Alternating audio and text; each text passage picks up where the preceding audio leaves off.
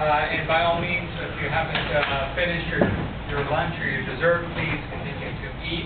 I'm one of 8 children, so growing up in a household that big, I was always used to someone eating while I was trying to make what I thought was a very important point. So I'm very used to it, and it's really a pleasure to be here among friends. The thought of charging the West Virginia Republican Party for my mileage never even crossed my mind. My mother-in-law would have disowned me if I had tried to entertain that. This is really an opportunity to be among friends and to talk about the things we care about and about the party and the ideas and really the vision that we think would make our town, our state, our country a better and a stronger place. And it's unfortunate, I suppose, that we're having this debate, this discussion, this lunch today during a time that's been a pretty challenging one for our country, economically. It's been a challenging one for our party. If you look back on the 2006 and 2008 elections, you can't shy away from the fact that they were not strong elections for Republicans. And of course, we want to look at what happened during those campaigns and try to understand why things unfolded the way they did, try to learn from them, try to draw the right conclusions. Right? The worst thing you can do is look back on the elections in 2008 and draw the wrong conclusion, because if you draw the wrong conclusions about what happened, you're going to draw the wrong conclusions about what you should do next. So we've got to think thoughtfully. We've got to be thoughtful about these questions. And it's natural, right? It's natural. It's about elections like in 2006, 2008, to look inward at the party, at the people, at the candidates, at the message, and say, well, what do we need to change? What was wrong with our message? And on that point, I would encourage people to first step back and think about similar periods and how easy or difficult it was to draw a quick conclusion about how you should change the message or what went wrong. And I think one interesting period to look at is 1990, 92, 94. Because if Republicans looked at the election after 1992, President Clinton won the election, Republicans didn't do well in Congress. And they might have been tempted to say, oh, our whole message is wrong, we're doing the wrong thing, Republicans need to change, we need to be more like Democrats. You actually hear a lot of that now. But think of what happened. In 1994, suddenly a strong, focused Republican message, not too dissimilar from the one behind me, succeeded enormously.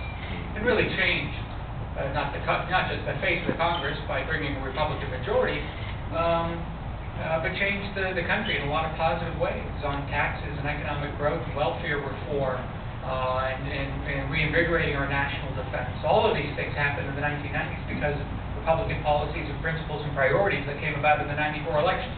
And the 94 elections weren't a retreat from the values and the principles and the beliefs that Republicans share. They were really a recommitment to them.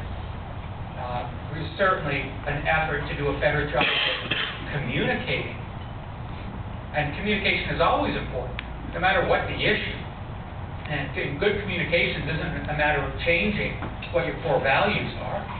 It's just a matter of speaking about those values in a way that connects with your audience, that's clear and definable, and of course relevant to whatever the challenges are.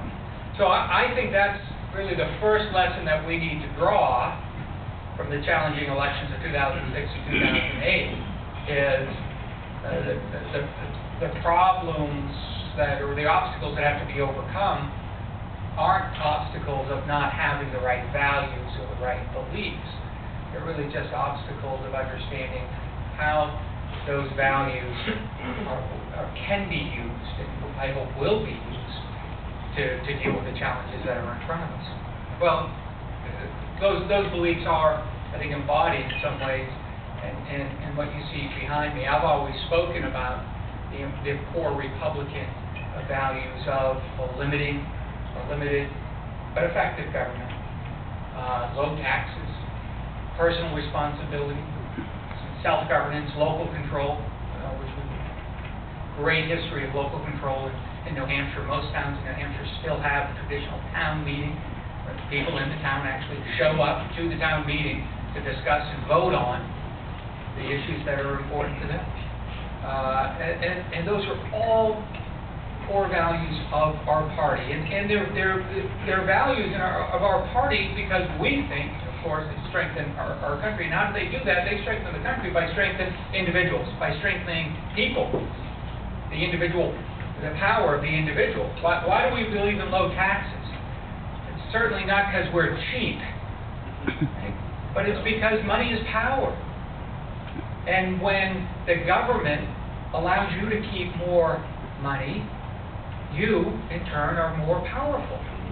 And what does that mean? Well, that more powerful means able to do more for your family, more for those things that you care about, more for the charities that you support, your church, whatever it might be. That's why Republicans believe that keeping taxes low is a virtue, because it's so important to strengthening the individual and the family and, by extension, the community. But why do we believe in limiting government to the greatest extent possible? Because we understand that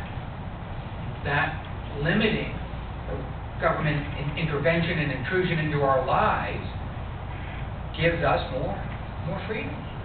Again, more power, more control over our own lives, to make the decisions that we think are best for ourselves or our family. And